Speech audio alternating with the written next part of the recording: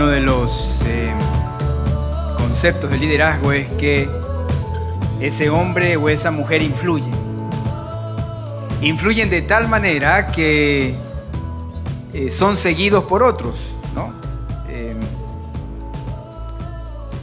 El líder debe tener un buen criterio, debe tener una visión. Algunos dicen que se trata de carisma. Pero en todo caso, para mí creo que el liderazgo es el movilizar gente para que haga la voluntad de Dios. Y en esta movilización, la mejor manera de enseñar es con el ejemplo. El líder puede decir muchas cosas, pero recuerdo mucho, ¿no? Cuando estábamos en un lugar donde había que saltar de un sitio muy alto. Son esas plataformas de las piscinas, ¿no? Tienen 10 metros, ¿no? Entonces nos iban diciendo en el colegio militar, a ver, tú, ¿no? Y alguien dijo, pero ¿y usted, mi teniente, por qué no salta usted primero? Se me quedó eso en la cabeza.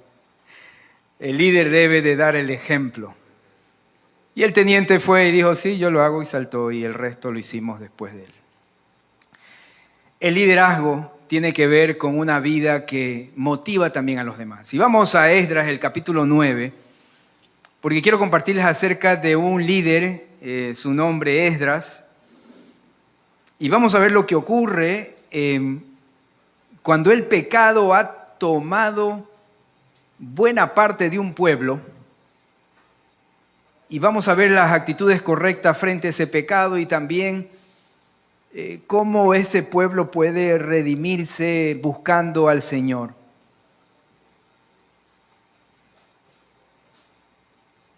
Esdras capítulo 9, y hasta tanto déjenme orar. Padre, te doy gracias por este tiempo que podemos abrir tu palabra. Te pedimos que ella penetre en nuestro corazón y deje una señal indeleble. Señor, que no seamos iguales después de esta predicación. Empieza por mi corazón y dame las convicciones claras que vienen de ti y del texto bíblico. Te lo pido en el precioso nombre de Jesús. Amén. Dice así, acabadas estas cosas, los príncipes vinieron a mí, vinieron a Esdras, diciendo, el pueblo de Israel y los sacerdotes y levitas no se han separado de los pueblos de las tierras de los cananeos, heteos, fereceos, jebuseos, amonitas, moabitas, egipcios y amorreos, y hacen conforme a sus abominaciones. Ahora, déjenme recalcar algo. Este pueblo había regresado de la esclavitud en Babilonia para establecer el culto a Jehová.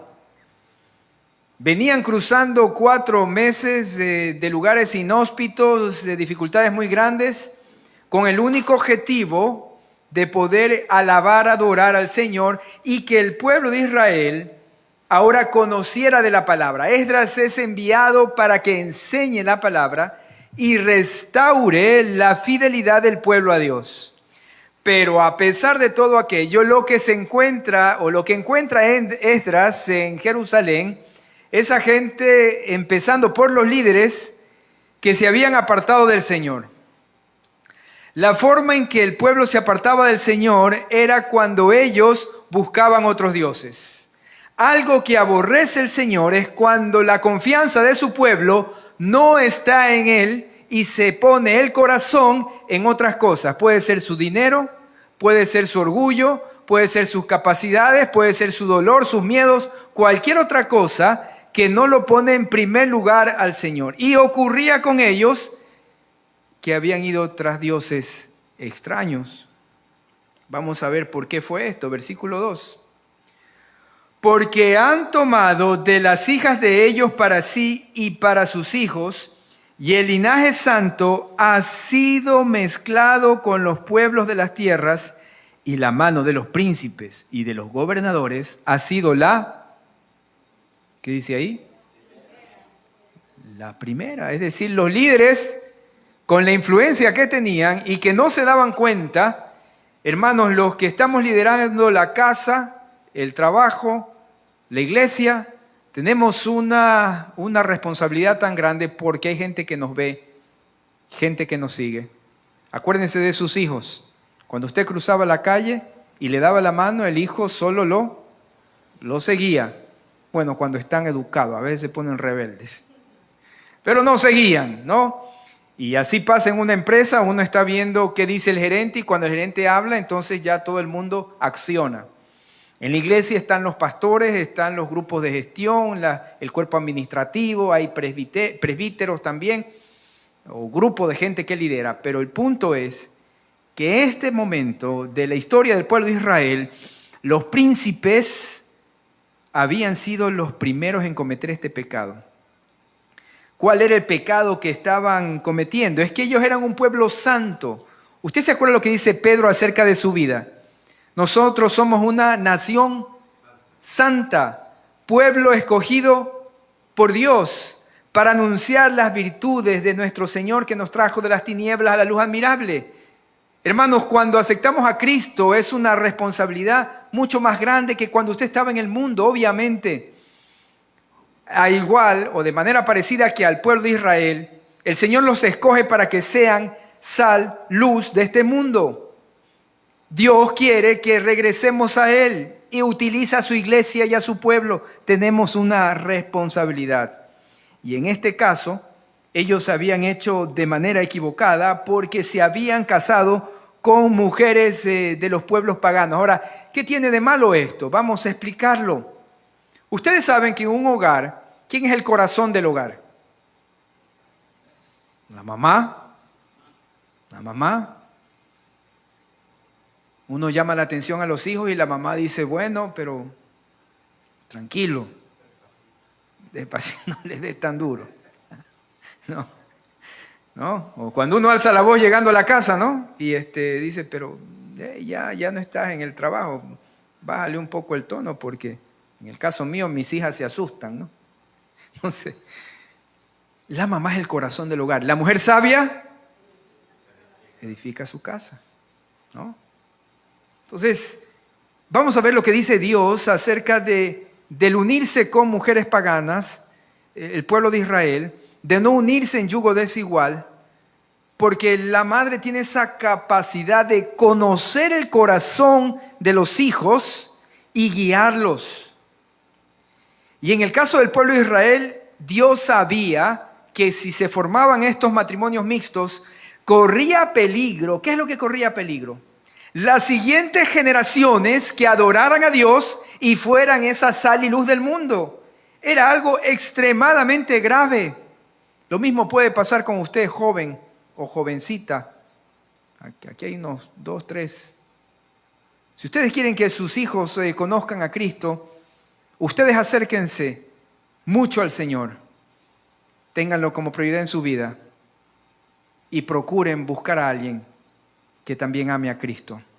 Porque aún en las dificultades de la vida, si usted y su esposo o su esposa aman al Señor, hay solución. Miren lo que dice Josué capítulo 23. Por favor, abran sus Biblias, ábranlas con expectativa, con cariño, con emoción, hermanos. Josué capítulo 23. Versículos del 12 al 13. Si usted llegó, por favor diga amén. Llegó, sí.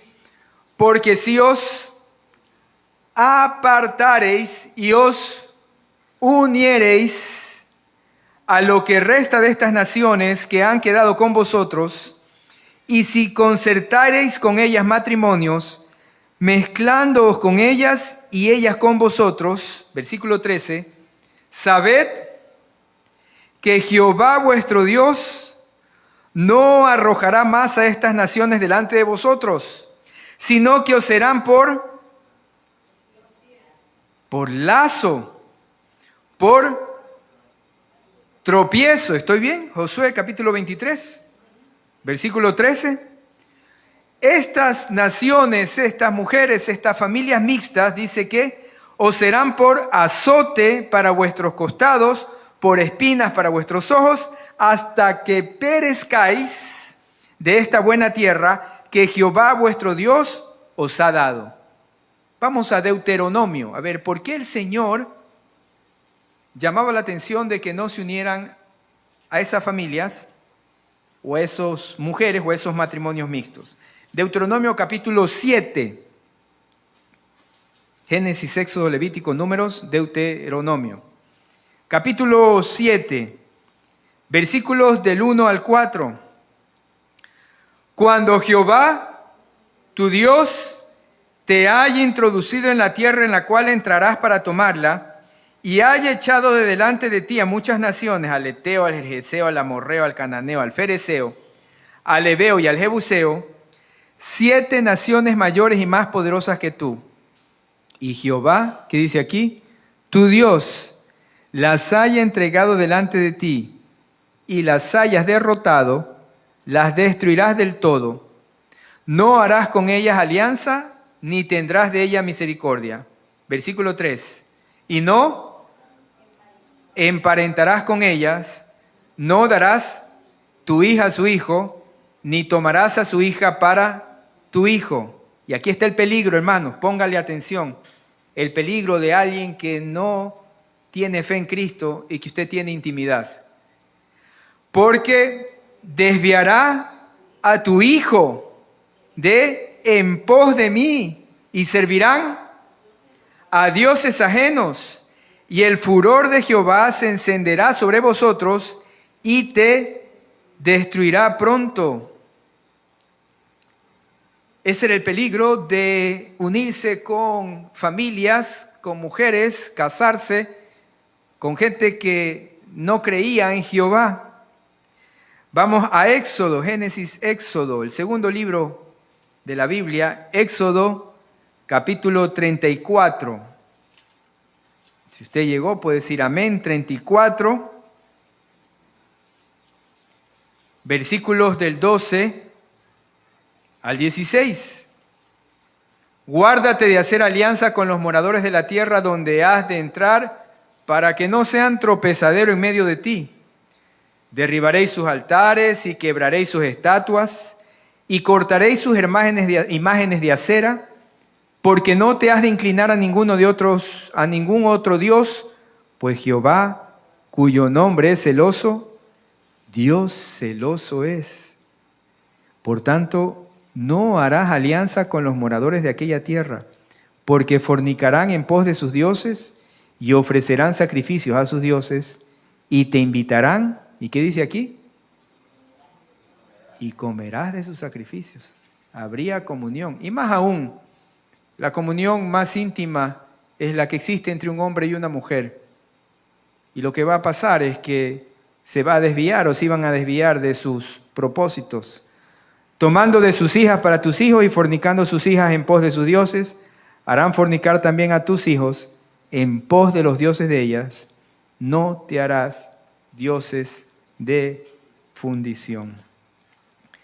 El Señor sabía, y este pecado que el Señor les está llamando la atención era el que también cometían sus líderes. Aquellos que tenían que enseñar de qué se trataba adorar a nuestro Señor. Para ellos era inclusive más estricta la ley.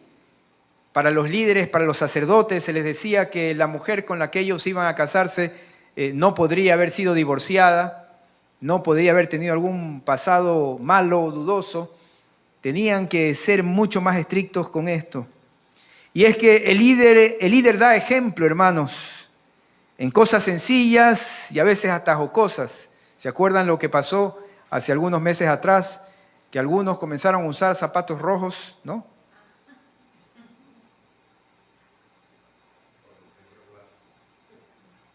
Parece algo jocoso y en realidad lo es, ¿no? Y no tiene nada de malo en vestir zapatos rojos. Pero el punto es, al que quiero ir, es que el liderazgo nuestro tiene influencia y a veces no nos damos cuenta. ¿Cuánto influyen los padres en la vida de los hijos? A veces queremos que nuestros hijos sigan a Cristo Jesús. Y la pregunta es si yo estoy siendo piadoso. Yo pedía que mis hijas hagan su devocional y lo que entendí es que yo debo de hacer mi devocional.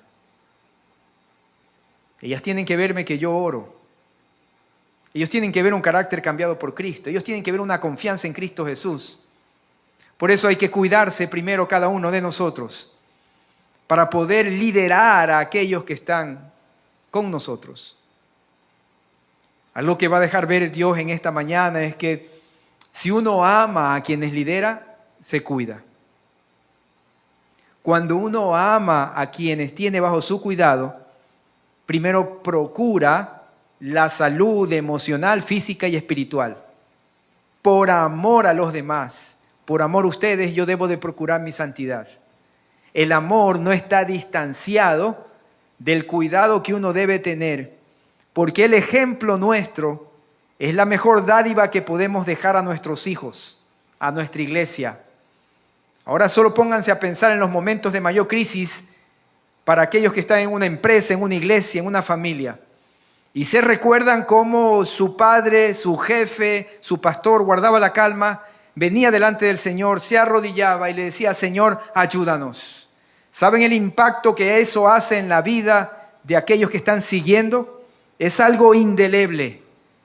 Y por eso Dios les está llamando la atención y vamos a ver cómo estos líderes tenían que haber reaccionado. Vamos a Esdras. El capítulo 9, por favor. Esdras 9. En el versículo 2 vemos que ya habían tomado las hijas de esos pueblos paganos, inclusive los príncipes.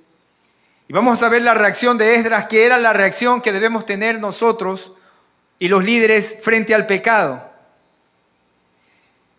Cuando oí esto, dice aquí, rasgué mi vestido y mi manto y arranqué pelo de mi cabeza y de mi barba y me senté angustiado en extremo. Y se me juntaron todos los que temían las palabras del Dios de Israel a causa de la prevaricación de los del cautiverio, mas yo estuve muy angustiado hasta la hora del sacrificio de la tarde. En primer lugar, el pecado causó asombro en la vida de Esdras.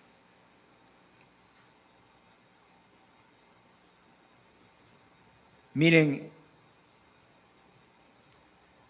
la pregunta que viene a mi corazón y para ustedes también es, ¿cómo estoy reaccionando frente al pecado? A veces es muy sencillo decir, ¿cómo pecan estos hombres en la cárcel donde se asesinan? Sí, es una cuestión terrible. ¿Cómo pecan aquellos que se están, digamos, orientando por estas nuevas formas de familias homosexuales? ¡Qué terrible! Pero ¿nos causa asombro nuestro propio pecado? No, nos llama la atención la capacidad de maldad que tiene nuestra propia concupiscencia. Nos deja a veces absortos y decimos, Señor, aquí hay algo que cambiar urgentemente, esta falta de confianza en ti, esta falta de fe, porque también es pecado. O sea, tenemos esa capacidad de decir, Señor, yo soy el que te necesito primero. Algo que se nos está enseñando muy a menudo mientras leemos la palabra es que mi liderazgo tiene que ver primero conmigo. Porque a veces utilizo lo que se llama la proyección. Él miente, él roba, él tiene malos pensamientos, él es egoísta. ¿Y qué tal mi corazón? Tal vez mi corazón es el egoísta. Cuando señalo mucho a los demás, ¿me estoy asombrando por mi propio pecado? Es lo que pasaba con Esdras. Miren lo que hace, rasga su vestido. Era la señal en el oriente, romperse las vestiduras de dolor, de amargura, de blasfemia. Era una blasfemia, era algo terrible que estaban haciendo contra Dios, el juntarse con esas naciones paganas. No se daban cuenta, el pecado es así, hermanos, cuando está en nuestro corazón, no nos hace dar cuenta o no nos deja dar cuenta de las consecuencias futuras de mi pecado. Dejamos de amar cuando seguimos en nuestro pecado. Pero miren también, él tenía bastante dolor. Y la pregunta es, a más de sentirnos mal con el pecado, ¿tenemos dolor por el pecado? ¿Dolor por nuestro pecado al saber que si continúo de esa manera voy a cosechar mal? ¿O dolor por los que me rodean y saber que si como líder no ejerzo bien aquella función, se pueden extraviar aquellos que están siguiéndome?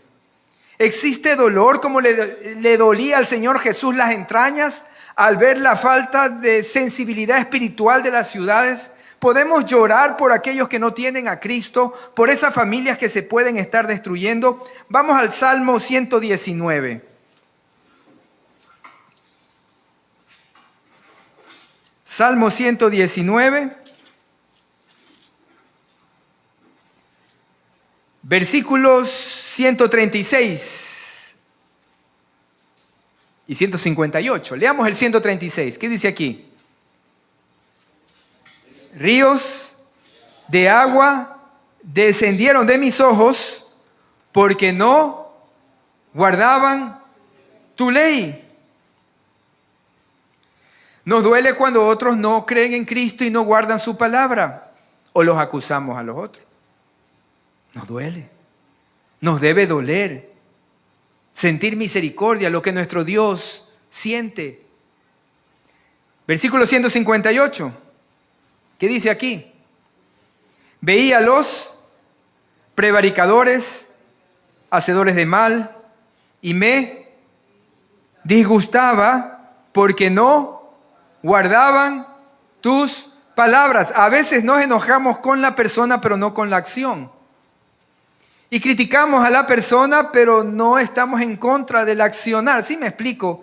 Debemos ir en contra del accionar. Como cuando se disciplina a nuestros hijos. Has hecho mal, esto es incorrecto.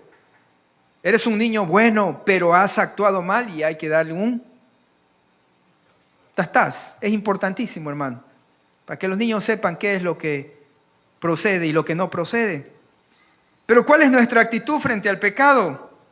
¿Nos causa aborrecimiento? Pidámosle al Señor, Padre Celestial, que el pecado yo lo odie. Ayúdame a ser incapaz, tonto, sin inteligencia para hacer lo malo. Pero ayúdame a ser inteligente, capaz, visionario para lo bueno. Usted sabe todo el tiempo productivo que nos están quitando esos aparatitos que tienen ahí en sus manos. Lo que dicen los científicos actualmente, o escuchen estos jovencitos y adultos también, que el estar pasando esto y viendo, nos está quitando la imaginación para crear. Esto es un estudio real. Si usted se da cuenta que en su vida está pasando más tiempo en pensar lo malo, en pensar el pecado o en pensar algo que no produce algo bueno, tenga cuidado. Y esfuércese en pensar lo que agrada a Dios y lo bueno, como dice la Biblia. ¿Qué voy a construir el día de mañana? ¿A quién voy a dar algo? ¿A quién voy a visitar? ¿A quién voy a llamar? ¿Qué buena costumbre voy a dejar a mis hijos? ¿Qué práctica buena voy a establecer en la iglesia? ¿Qué ministerio voy a ayudar? ¿Cómo voy a soñar para hacer las cosas? ¿Estamos haciendo eso? Usted sabe que el 80-90% de la obra en una iglesia no vienen por los recursos que uno tenga en la iglesia. Vienen de Dios que utiliza vidas imperfectas e iglesias pequeñas sin recursos para la gloria de Él. Y las iglesias crecen con visiones de esa forma, pero empiezan en los corazones de gente que quiere darle el tiempo para lo bueno. Así se crece en una sociedad. Y podemos dar innumerables ejemplos, pero regresamos al punto. ¿Estamos odiando el pecado? ¿Aborreciendo el pecado? Vamos a Jeremías capítulo 44. No odiando a la persona, porque a veces puede ser una proyección mía de lo malo que yo hago, odiando lo malo. Jeremías 44, 3 y 4. A causa de la maldad que ellos cometieron para enojarme, ¿qué es lo que Dios aborrece? Yendo a ofrecer, ¿qué? ¿Qué dice aquí? Incienso. El incienso era un olor grato delante de Dios y de los dioses. Honrando a dioses ajenos, que ellos no habían conocido, ni vosotros ni vuestros padres, y envié a vosotros, ¿qué dice acá? Todos mis siervos, los profetas, desde temprano y sin cesar para deciros, no hagáis esta cosa abominable que yo aborrezco. ¿Qué es lo que Dios aborrece? El pecado. ¿Y cuál es el mayor pecado de los mayores pecados, si es que se los pudiera medir? El confiar en algo, en alguien más que no es Dios. Y uno de los mayores pecados se llama orgullo.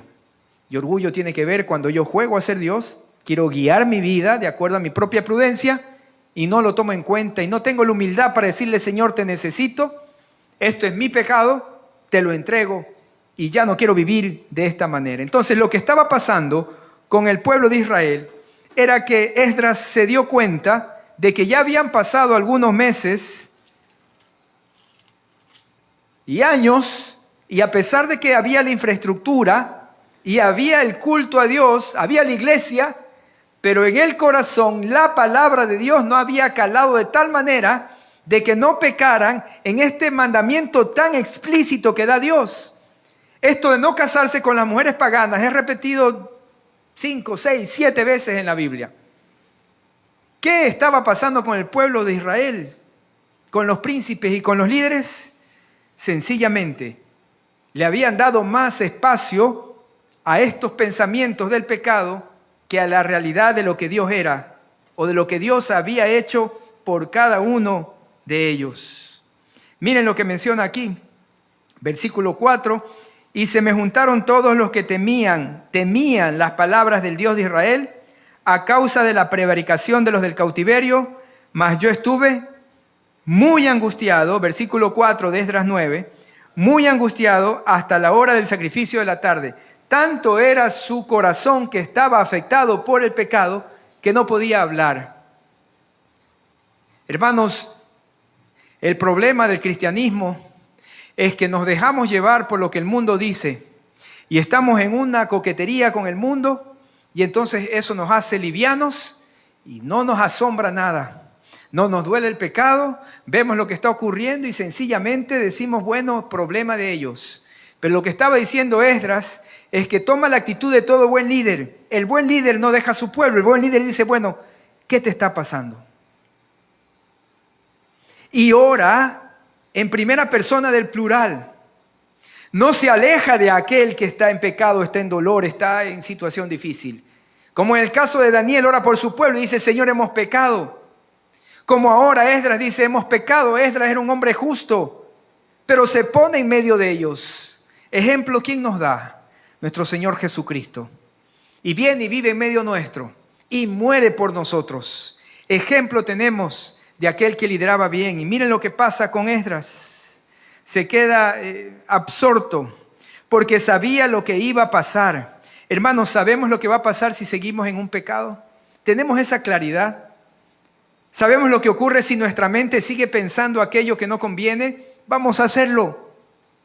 Y los afectados no solo somos nosotros, son nuestros hijos, es nuestra iglesia, es nuestro país.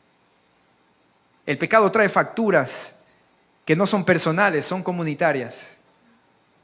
El pecado trae facturas que no son personales, son de la comunidad. El pecado pide inicialmente que cumplamos sus términos. Y déjeme decirle algo, si usted es hijo de Dios, al final del día no va a cumplir los términos del pecado, va a cumplir los términos de Dios. El pecado dice que le va a dar placer y le va a dar comodidad, pero Dios dice que la paga del pecado es muerte y la dádiva de Dios es vida eterna en Cristo Jesús. Cuando uno peca, inicialmente se somete al pecado y a lo que le pide.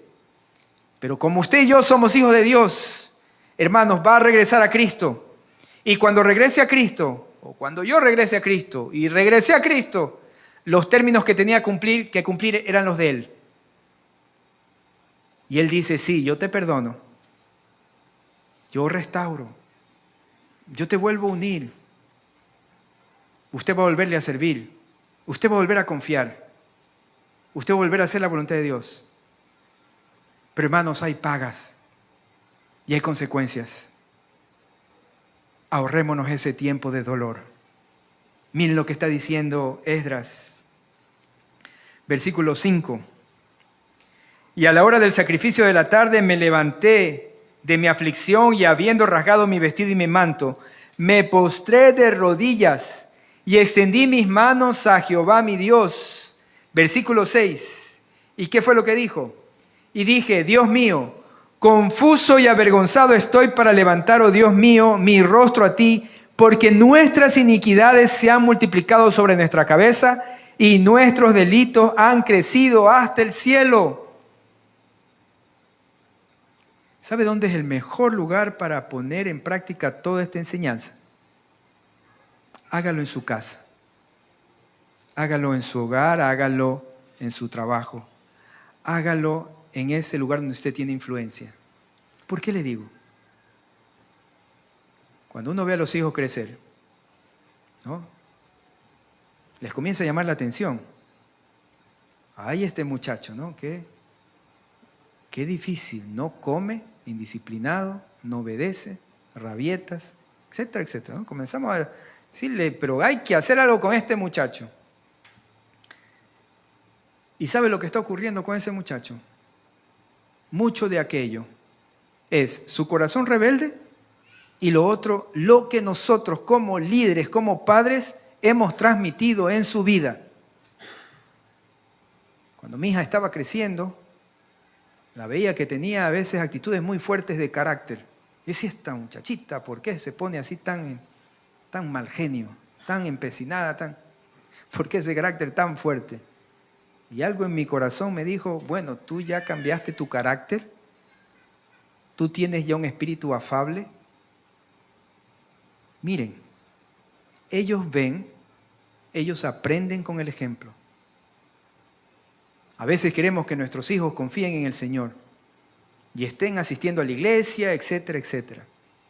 ¿Usted está confiando en el Señor? Yo estoy confiando en el Señor en los momentos más difíciles de la vida. Puedo decirles con claridad de corazón, estoy esperando en Cristo que Él haga su voluntad en mi vida, o yo estoy tomando mis decisiones sin consultar a mi Señor. ¿Cómo queremos que nuestros hijos, el día de mañana, reciban la guía del Señor? Lo que estaba diciendo Esdras, y por qué se rasgaba las vestiduras, era porque sabía que las nuevas generaciones, si no veían el ejemplo de santidad y de separación del pueblo pagano, iban a alejarse del Señor y se terminaba la obra de que fueran el pueblo escogido del Señor. Lo mismo va a pasar con nuestros hijos y con nuestras hijas. Aún tenemos tiempo. Aún hasta para decirles el día de hoy, perdóname porque no te he dado buen ejemplo. Perdóname porque falta todavía enseñarte cómo ser un buen padre, un buen varón, una buena mujer. Perdóname porque no has visto que he hecho mi devocional, entonces ahora hagámoslo juntos o mira cómo se ora. El amor lo vamos aprendiendo cada vez más. No se trata ni de sentimiento, hijitos. No se trata de pasión sexual, hijitos. No se trata de poder conseguir lo que uno quiere de la otra pareja, de la pareja, no. El amor se trata de un sacrificio constante pensando en el bienestar de los demás, empezando por tu casa, tu esposa, tu esposo, tus hijos. Eso es amor. Y cuando funciona ahí, funciona afuera, funciona en el trabajo, funciona en mi profesión. Pero primero debo de tener eso. A veces pensamos, ¿pero por qué mi hijo es tan arrebatado? Bueno, ¿usted cómo lo está disciplinando? ¿Por qué tiene tanto resentimiento? ¿Cómo lo está disciplinando? ¿Cuáles son las palabras que le da a su hijo? ¿Qué le transmite? Esdras sabía que con estos ejemplos de la gente pagana iba mal. ¿Qué le transmitimos a nuestro hijo? Seguridad en Cristo. El fruto del Espíritu Santo. Por eso es que Esdras estaba tan preocupado. Sigamos. Versículo 7. Desde los días de nuestros padres hasta este día hemos vivido un gran pecado y por nuestras iniquidades nosotros, nuestros reyes y nuestros sacerdotes, hemos sido entregados en manos de los reyes de la tierra, a espada, a cautiverio, a robo y a vergüenza que cubre nuestro rostro como hoy día. Hermanos, hay una realidad. Nuestro corazón son como dos tanquecitos. Dos tanquecitos. Usted tiene una oportunidad. O los llena de las cosas del mundo y de la confianza en el mundo y de lo que vemos que son tal vez los placeres del mundo, o lo llena del Señor, de la confianza en el Señor, y cuando sea de reaccionar, entonces va a ganar lo que usted ha estado sembrando en el Señor.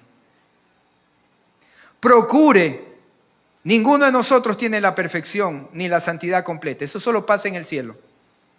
Pero debo de procurar con mi corazón, procurar con mi actitud, el llenar mi tanque espiritual.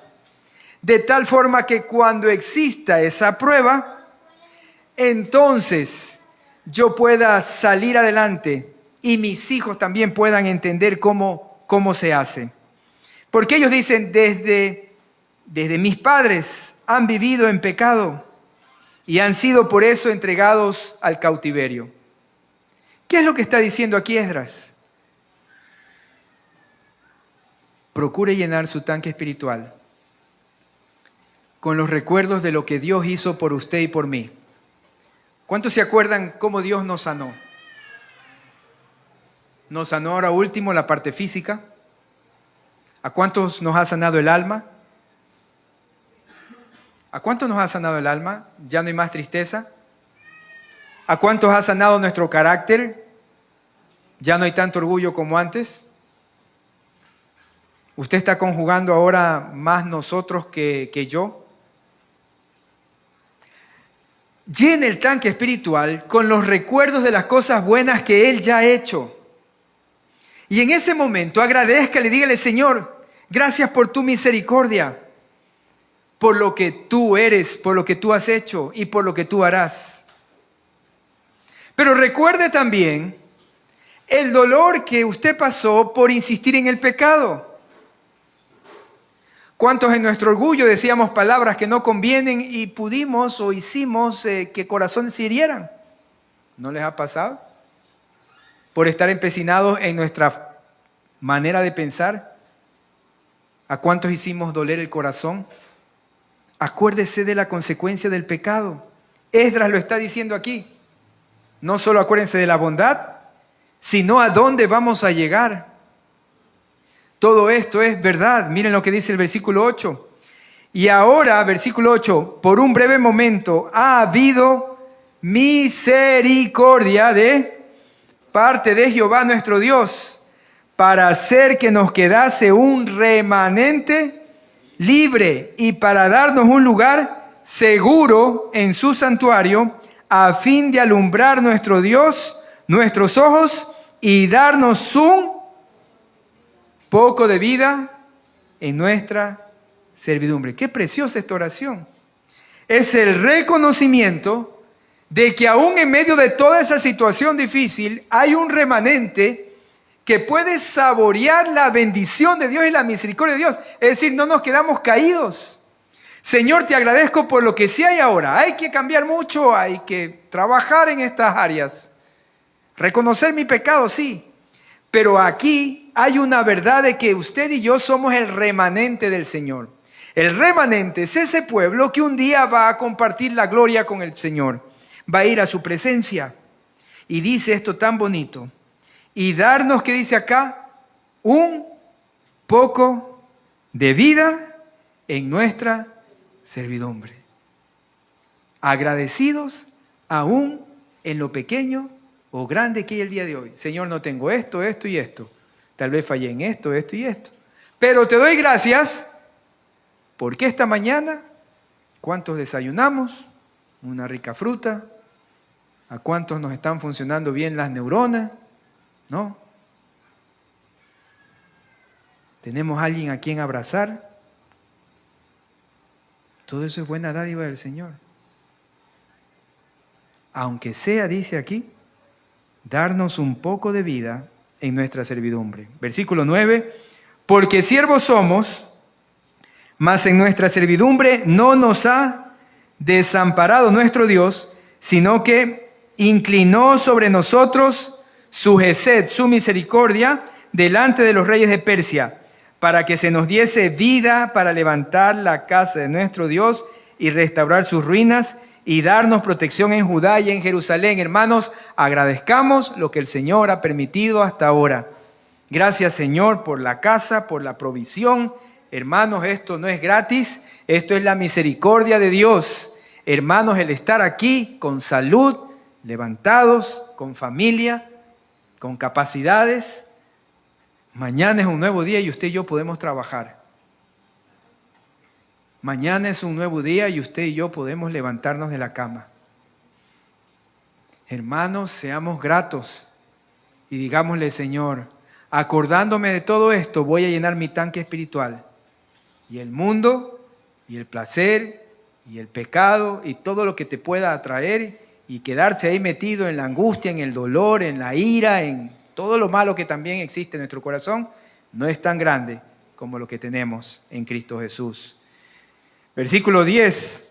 Pero ahora, ¿qué diremos, oh Dios nuestro, después de esto? Porque nosotros hemos dejado tus mandamientos, que prescribiste por medio de tus siervos los profetas, diciendo, la tierra a la cual entráis para poseerla, tierra inmunda es a causa de la inmundicia de los pueblos de aquellas regiones, por las abominaciones de que la han llenado de uno a otro extremo con su inmundicia.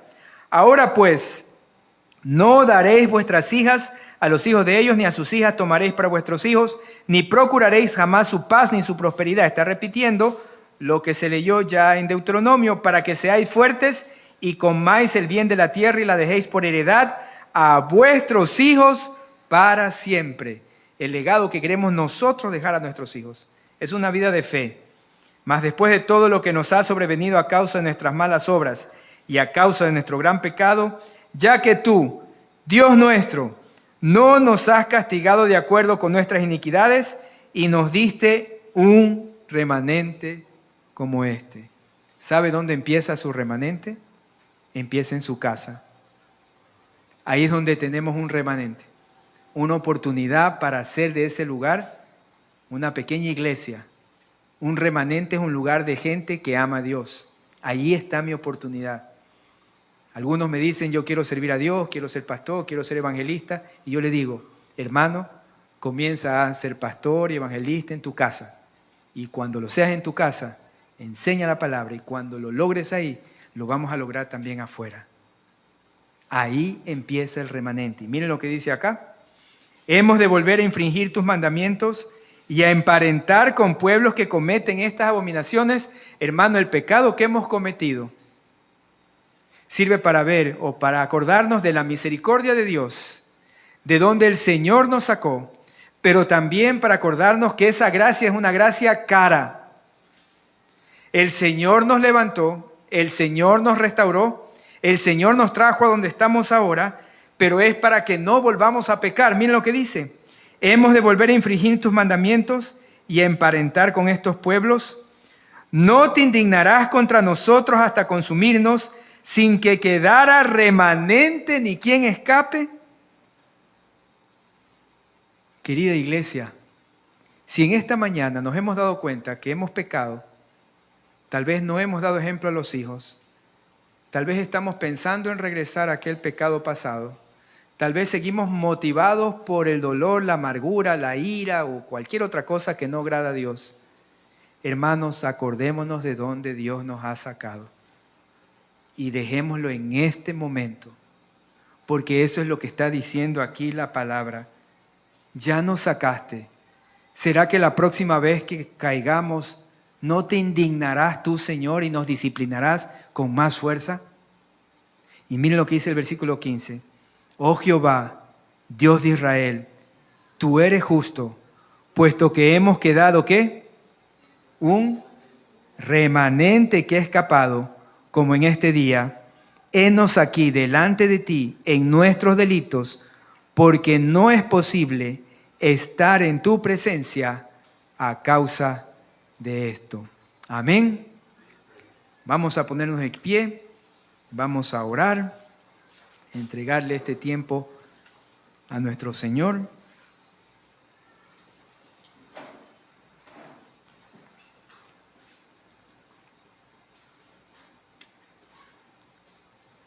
Había una ilustración. Estaba Alejandro Magno pasando revista a sus a sus tropas y le llega la noticia de que uno de los soldados había fallado en su guardia y había hecho cosas que no eran parte de sus responsabilidades como soldado de los grandes ejércitos de Alejandro. Lo llama el soldado y le dice: sé que has estado en todo esto y vas a recibir una disciplina. Pero le dice: por favor, o dime tu nombre, ¿cuál es tu nombre, soldado? Y el soldado le dice: yo me llamo Alejandro. Ahora imagínense lo que hizo Alejandro Magno, porque el soldado desobediente o indisciplinado tenía su mismo nombre. Le dijo dos cosas: o te cambias el nombre o sencillamente caminas como un soldado mío, de Alejandro Magno. Esto me llamó la atención, porque hermanos, cuando uno lidera, es padre, es madre, es pastor, ministro, jefe, como ustedes quieran verlo, nuevamente hay una responsabilidad muy grande. Y el nombre que llevamos de cristianos conlleva una vida apartada para Él. Y la mejor manera de amar a aquellos que nos siguen es dándoles ejemplo. Acuérdense siempre de sus hijos cuando ustedes sean tentados. Acuérdense siempre, en mi caso, de ustedes, de las ovejitas, cuando mi propia concupiscencia quiere aflorar. Acordémonos de aquellos que amamos cuando queremos dejarles un ejemplo o una guía de vida cristiana. Y entonces nuestro tanque espiritual será más grande que el tanque del mundo o de la tentación o la maldad. Vamos a orar. Señor amado, te damos gracias, Padre, por esta linda mañana. Gracias porque nos hemos reunido en tu nombre. Gracias por tu palabra, por lo que dice acerca de el liderazgo nuestro, la influencia que podemos tener. Pero también la esperanza, Señor. Dice aquí que por un poco de tiempo, ahí estás tú. Señor, en medio de todas estas situaciones, ahí estás tú con tu misericordia, tu amor. Sí, nos llamas la atención, pero también nos abrazas como buen Padre. Gracias por estos momentos tan lindos que hemos podido compartir. Y ahora te pedimos, Señor, que tú nos lleves con tu cuidado, con tu bendición. Porque todo lo rogamos en el precioso nombre de Jesucristo. Amén.